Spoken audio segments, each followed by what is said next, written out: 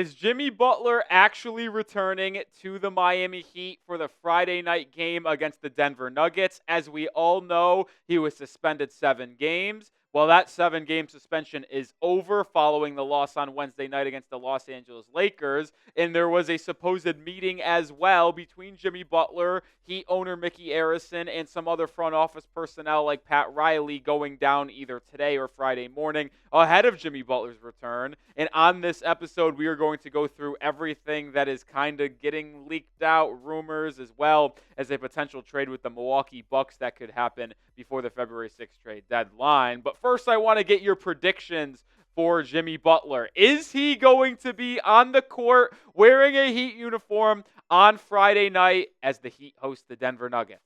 Type P for play or type W for won't. All right, this is the reason why we made a video, and we have to talk about this. We were going to make a video regardless, but this is why this is headlining this video.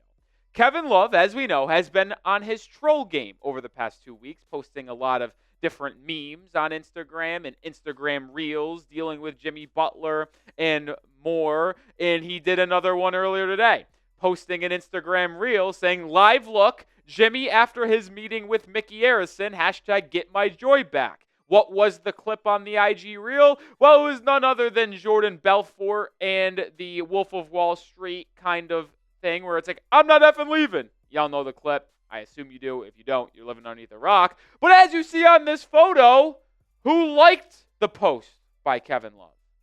None other than Jimmy Butler. Are we good? Like, seriously. Is Jimmy Butler just kind of in his troll game like Kevin Love is right now? We certainly know J-Butt loves the troll. Other teams troll the fan base, troll his fans. It doesn't matter. But like him liking this post, like it does like raise a little bit of suspicion here. Like, is he seriously okay with being in Miami now for the rest of the season? And we'll address this in the offseason. Or is this kind of, "Oh, Kevin, that was kind of funny. I'll give you a like on this. But yeah, I still hate the Miami Heat and I want to get traded." I don't know. And I will be honest here. Unless a new report comes out shortly after this video is posted or tomorrow morning, I find it hard to believe that everything is going to be fine between the Miami Heat front office, ownership, and Jimmy Butler. Just after one meeting with Mickey Arison, we're supposed to believe the last 2.5, 3 weeks of back and forth jabs are, well, we're all good now. I'll step on the court and I'll do my job. I'll shut up and play basketball like Pat Riley wanted. Is that what I seriously think happens? Like, I don't know. Now, with that being said, as I'm filming this video 24 hours away from the Heat hosting the Denver Nuggets, I think he's ultimately going to play. I have said over the past week and a half, 2 weeks, since the 7-game suspension was put in on Jimmy Butler, I said Jimmy will never put on a Heat uniform again because the Heat would either trade him before the 7-game suspension was over, or he will just refuse to show up, or the Heat just send him away for the rest of the season after the suspension concludes. But based on everything that I'm seeing now, like, what are they going to do? Like, we're 24 hours away. He's going to play. It's unbelievable. I can't fathom the idea of Jimmy Butler being in the Heat's lineup on Friday night. Does he start? Does he come off the bench? Does he even play at all? Like, I assume if they're going to suit him up, he's going to get in the game at some point. Like, this is a full meltdown of a situation. I have no clue what to expect, which is why this is so fun. Expect the unexpected, and that is why you subscribe. Because we've been covering you on every step of this saga the entire way over the past 2.5+ weeks. Plus, we're going live for every Heat game, including the one tomorrow night against the Denver Nuggets. We'll ultimately update you on if Jimmy plays or not. And if he does play, well, we're going to be live breaking down what's going on. I think this might be the most anticipated regular season game in Miami Heat history. Like, outside of the first ever game for the big three, Chris Bosh, LeBron, and D. Wade, I think this is the most anticipated one. Like, what other storyline would generate the interest that this game tomorrow night is going to bring? Seriously, none. Maybe it's the third. Number one most anticipated, first ever game. Number two, first game of the Big Three era. But other than that, this has got to be the most anticipated and crazy game of all time. And coming up in just a second, we're actually going to talk about a Jimmy Butler Milwaukee Bucks trade, because Even though this suspension has been over, the last 24 hours have kind of revealed potential Bucks Jimmy Butler trade rumors. We'll break that all down. But we are sponsored by PrizePicks, the number one daily fantasy sports platform out there. It's so easy to play. All you do is pick two or more player stat projections, pick more or less, and you can win up to 1,000 times your cash right now. And with basketball season heating up, PrizePicks is the best place to get real money action while watching your favorite sports. Sign up today and get $50 instantly when you play your first $5. You don't even need to win to receive the $50 bonus. It's guaranteed. It's the best way to win real money this basketball season. Which players are going off? Which ones aren't? Make your picks in less than 60 seconds and turn your sports opinions into real money all season long on PrizePicks. And why I love PrizePicks, the different ways you can play, the flexibility, the versatility is tremendous. You can go college, you can go professional, you can go basketball, you can go hockey, you can go football. I've got a college football entry here. Take advantage of the free square they're giving you on Will Howard, more than half a passing yards for the national championship game. Pair that up with a Riley Leonard and Jeremiah Smith, less than on the respective pass yards and receiving yards, and you got a beautiful three-player entry for Monday night that you can make real money on. Join me and millions of others playing PrizePicks on a daily basis. Download the app today, and when you sign up and create an account, make sure you use that code CLNS to get $50 instantly after you play your first $5 lineup. One more time, download the app today and use code CLNS to get $50 instantly after you play your first $5 lineup. PrizePicks, run your game.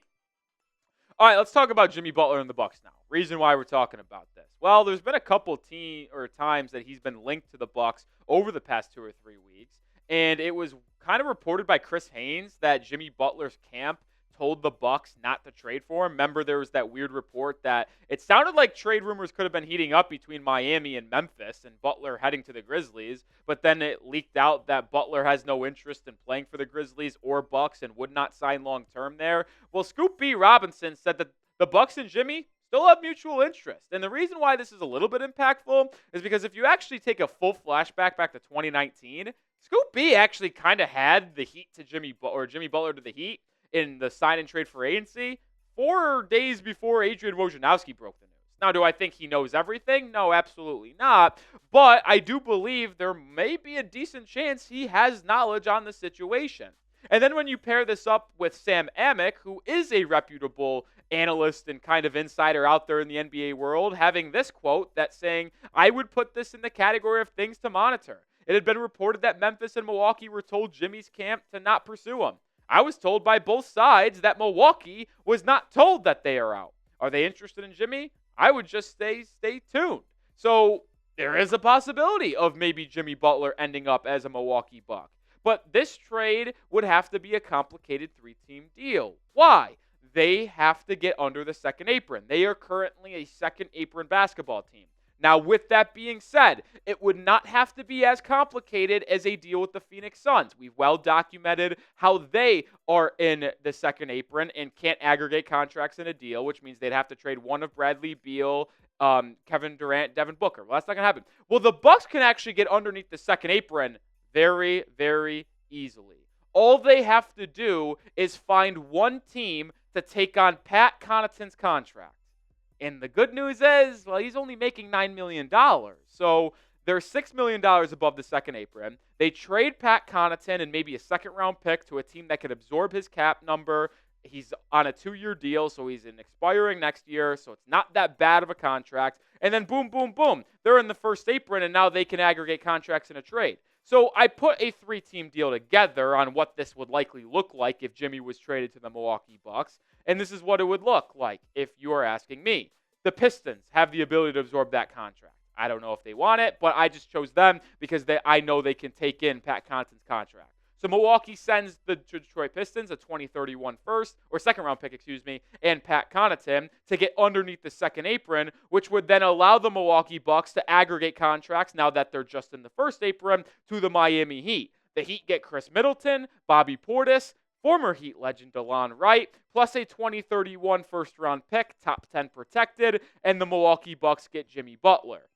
It works financially. The Heat can absorb the contracts. They get actually $4 million less in cap space this year with Wright, Portis, and Middleton. The Bucks get underneath the second apron and can acquire Jimmy Butler. The Pistons can take on the contract of Connaughton. It works for all three teams. The Pistons are incentivized to do this by getting a second-round pick in the future. The Heat get a couple players in Portis, Middleton, and Wright that we know can help impact the roster this year and maybe help keep this team competitive enough to make the postseason, plus get a 2031 first-round pick. I think this is all the makings of a deal that could potentially go down. So before I give you my full answer, would you do this trade if all three parties were interested? Type A for accept or type D for decline. Now, before I give you my full answer, I do think it's an important thing to look at the Milwaukee Bucks contracts you would be taking back, because it's widely known that Miami wants potentially draft capital in return from Butler, but also expiring contracts that won't affect their flexibility in the 2026 NBA offseason. Well, Middleton and Portis won't do that. You see their numbers on screen. The only guaranteed contracts for these two players are the remainder of this season at $31.6 and $12.5 million. They both have a player option for the 25-26 season. And I think it's up in the air on if they would opt into those contracts. Portis, I think, would be a 50-50 if he opts in or not. Depends on how he likes the Heat system, because I think he can make close to $10, $12, $13 million in free agency again if he wanted to get another contract before he gets up there in age. Middleton's intriguing. He's up there in age. Will he get better than $34 million per season? I am not sure. But there's a chance that both of these guys end up being expirings if they opt out of their contract. Well, if they do not opt out of their contract, well, then they're just expirings next year in unrestricted free agents for the 2026-27 season. DeLon Wright's a non-factor. He's on a one-year vetman deal, so he's an expiring contract.